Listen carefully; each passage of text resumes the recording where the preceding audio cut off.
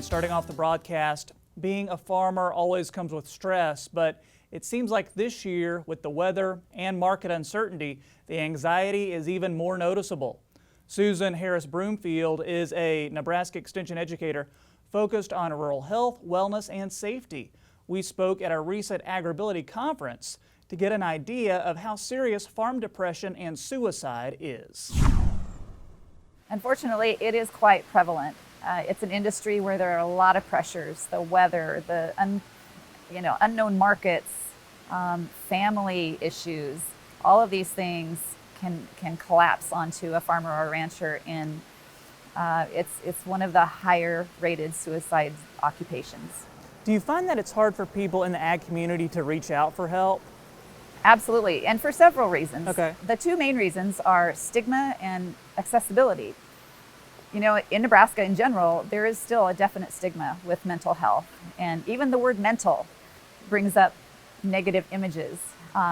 When it's health, it's just like physical health, there is mental health, and we have to take care of both.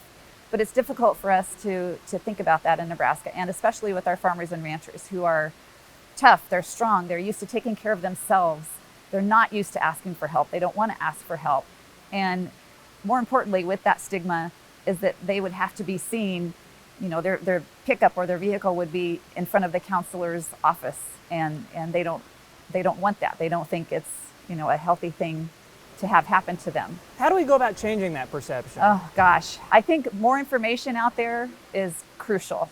I think the more we educate, the more people understand that mental health is just like physical health. We all have issues, we all need to deal with them. And even if you have to start with your doctor, because accessibility is really difficult in Nebraska.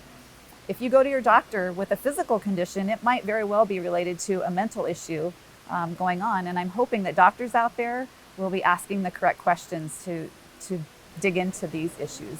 What are some signs that family members can look for? For depression? Yeah.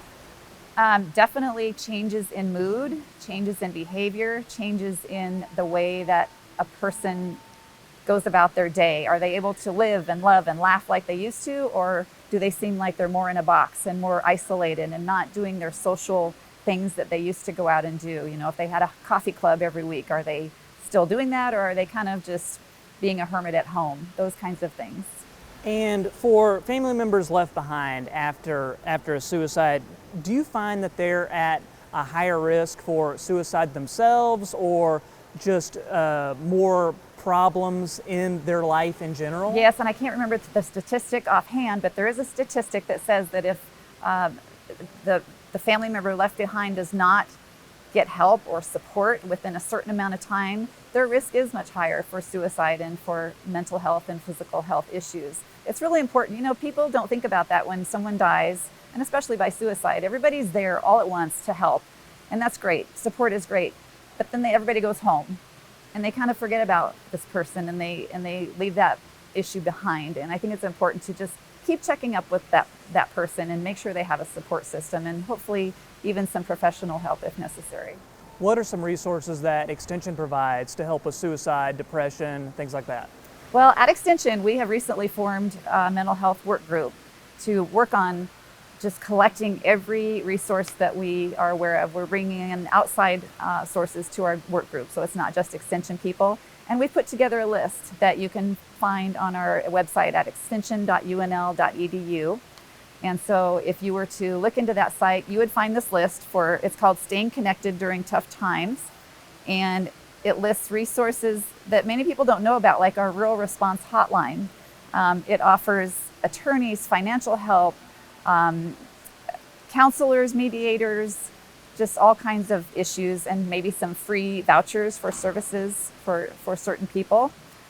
So that's a great one. The National Suicide Prevention Lifeline, the Veterans Crisis Line, Boys Town, and then there's another one that a lot of people do not know about. It's called LOSS, Yeah. LOSS, Mm-hmm. and that's for local outreach to suicide survivors. And that's for people who have suffered a suicide in their life.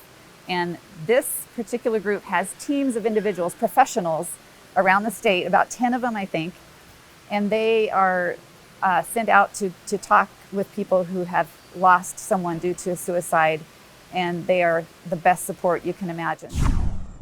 Thanks again to Susan. Difficult topic, but something that needs to be talked about. We've posted a link to extension and information for Nebraska Loss on our website. That's marketjournal.unl.edu.